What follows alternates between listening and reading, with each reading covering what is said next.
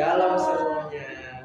Pada kali ini kita sudah sampai ke bab yang ke-6, yaitu menjadi pribadi yang dewasa. Sebelumnya perkenalkan, saya Itro dan saya ditemani oleh Saya Zevanya Fadri dan juga saya Agustin Angelita. Dan kali ini izinkan saya membacakan tujuan pembelajaran di bab yang ke-6. Yang pertama, membandingkan sedikitnya 3 sikap hidup kekanak-kanakan dan sikap hidup dewasa dengan penjelasannya. Yang kedua, mendaftarkan sedikitnya 3 kategori tentang kedewasaan hidup. Yang ketiga, membuat kolase tentang kedewasaan hidup. Baik, yang pertama, sebutkan 3 sikap yang bisa dibilang kekanak-kanakan. Boleh coba? Kalau dari aku, yang pertama itu menyalahkan orang lain, yaitu sering mencari kambing hitam atas kesalahannya sendiri, padahal dia salah gitu. Terus sulit mengakui kesalahannya sendiri dan selalu menyalahkan orang lain atas kegagalannya itu. Terus dari dampaknya itu juga ada, yaitu menghambat kemampuan untuk belajar dari kesalahan dan merusak interpersonal dan membuat sulit untuk menemukan solusinya. Terus untuk yang kedua yaitu mengharapkan segala sesuatu dengan mudah. Kayak dia maunya selalu instan gitu dan merasa tidak puas apa yang dia lakukan dan dia miliki. Dari hal tersebut ada dampaknya, yaitu membuat seseorang tersebut menjadi malas dan tidak termotivasi untuk melakukan hal-hal berikutnya dan tidak mau berkembang, dan juga rentan terhadap kekecewaan, kayak dia kecewa akan hal tersebut padahal dia maunya instan gitu kan. Terus untuk yang ketiga yaitu takut akan perubahan. Nah, itu adalah menolak segala sesuatu yang baru dan tidak mau keluar dari zona nyamannya dan sulit beradaptasi dengan lingkungan sekitarnya. Dari hal tersebut juga ada dampaknya, yaitu menghambat pertumbuhan pribadi dan membatasi peluang untuk hal-hal dari dirinya dan membuat seseorang sulit untuk mencapai potensi yang tinggi. Oke, kalau dari Cepa, gimana sih sikap yang masih kekanak-kanakan? Kalau menurut aku, bisa mencoba tidak bertanggung jawab itu bisa ditandai dengan mengambil tanggung jawab atas tindakan atau keputusan diri sendiri. Terus mereka cenderung mencari jalan keluar yang mudah dan mengalihkan perhatian dari masalah yang ada. Terus yang kedua ada merasa paling benar, bisa ditandai dengan keyakinan yang kuat bahwa pendapat mereka selalu benar. Jadi mereka sulit buat menerima kritik atau masukan dari orang lain. Terus yang ketiga, mereka butuh perhatian yang berlebihan.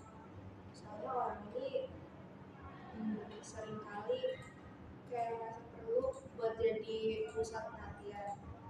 Terus mereka pasti sering cari variasi orang lain dan merasa nyaman jika tidak mendapatkan perhatian juga. Oke, mungkin itu dari sikap yang kekanak-kanakannya.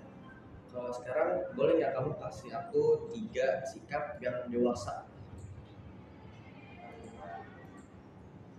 Yang pertama, misalnya yang tadinya nggak bertanggung jawab, jadi mandiri dan bertanggung jawab. Terus dia mampu mengambil keputusan sendiri, sudah selalu bergantung sama orang lain. Terus yang kedua, dia mengelola emosi. Itu dia sadar akan perasaan yang sedang dialaminya dan memicunya juga. Terus dia jadi gak gampang meledak bawa emosi yang negatif. Lalu yang ketiga, bisa berpikir kritis dan analitis. Oke, kalau dari Angel gimana sih 3 sikap hidup yang bisa dibilang kalau dia udah dewasa? Kalau menurut aku yaitu empati dan peduli terhadap orang lain dan di sekitar. Itu memahami perasaan orang lain, mampu menempatkan diri pada posisi orang lain, misalnya kayak tahu gitu perasaan apa sih yang lagi dia rasakan, jadi kita bisa bantu hibur kan kalau misalnya sedih. Terus membantu orang lain, yaitu bersedia membantu orang lain tanpa mengharapkan imbalan. Kayak kalau masuk ke kekanak-kanakan kan kayak kita selalu maunya ada imbalan gitu, pasti gitu nggak sih anak kecil. Terus yang kedua yaitu mau berkembang dan terus belajar hal-hal baru dan tidak stuck di hal-hal yang lama dan mau keluar dari zona nyaman, yaitu memiliki rasa ingin tahu yang tinggi, selalu tertarik pada hal-hal yang baru. Lalu juga memperbaiki diri, yaitu berusaha untuk menjadi versi yang terbaik dari sebelumnya dan adaptif terhadap perubahan, mampu menyesuaikan diri dengan perubahan yang terjadi. Terus untuk yang ketiga, bekerja keras untuk mencapai tujuan. Karena kalau misalnya males-malesan kayak stuck aja di situ, dan berusaha semaksimal mungkin untuk mewujudkan impian tersebut, dan juga tidak mudah menyerah untuk hal kedepannya. Oke. Selanjutnya ada kategori tentang pendewasaan. Nah, boleh dijelasin nggak, Angel? Menurut kamu kategori kedewasaan tuh yang kayak gimana sih? Kalau menurut aku yang pertama itu ada fisik, kayak perubahan fisik, masa pubertas yang tadinya masih kecil terus kita mengalami pubertas kan, ada penambahan yang tinggi, ada postur gitu jadi beda, terus adanya berotot ya kan, perubahan hormon juga. Terus itu ada kesehatan fisik, yaitu meliputi kesehatan tubuh secara keseluruhan.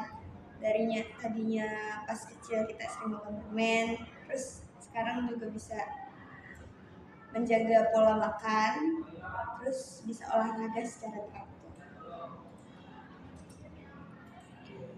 Em, Kalau Jeva bisa dijelaskan tentang apa sih kedewasaan?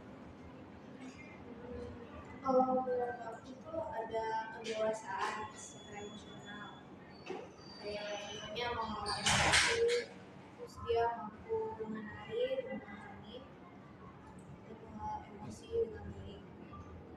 Terus yang ada bisa merasakan empati, yaitu dia mampu memahami dan merasakan perasaan orang lain. Lalu ada yang ketiga, hubungan interpersonal, itu dia memperbaiki dan menjaga hubungan yang sehat dengan orang lain. Lalu ada juga tanggung jawab, yaitu mampu bertanggung jawab atas tindakan atau usaha diri sendiri. Oke. Angel, kamu bisa nggak kasih sebuah kesimpulan mengenai apa saja sih yang kita bahas?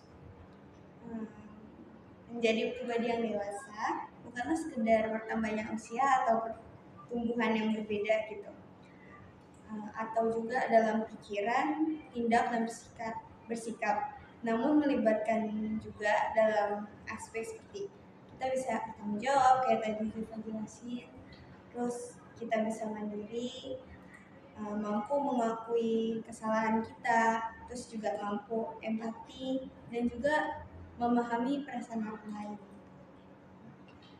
Kalau dari Jeva, gimana kesimpulannya? Nah, kesimpulannya itu jadi pribadi yang dewasa adalah proses terus untuk menjadi versi yang baik dari diri sendiri. Ini membutuhkan kesadaran diri, usaha dan komitmen untuk terus berkembang dan mencakup introspeksi diri.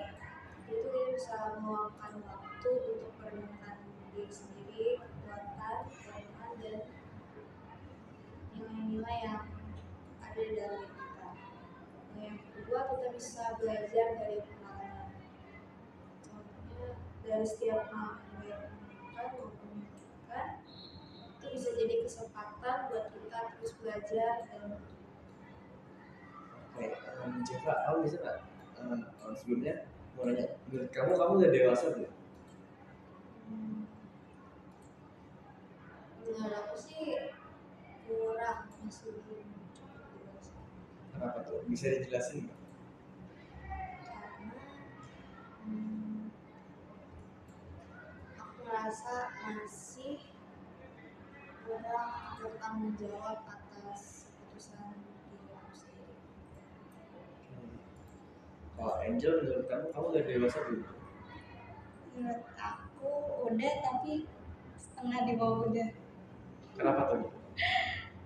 Aku merasa kayak udah tanggung jawab, tapi kayak belum yakin sama diri aku sendiri. Tapi aku udah berusaha menjadi orang yang kayak bertanggung jawab dan udah bisa mandiri dan berusaha lebih perhatian lagi kepada orang-orang di sekitar aku untuk mau tahu ya apa sih perasaan dia. Oke, mungkin itu saja yang bisa kita bahas pada podcast di bab yang ke-6. See you on the next podcast di bab 7.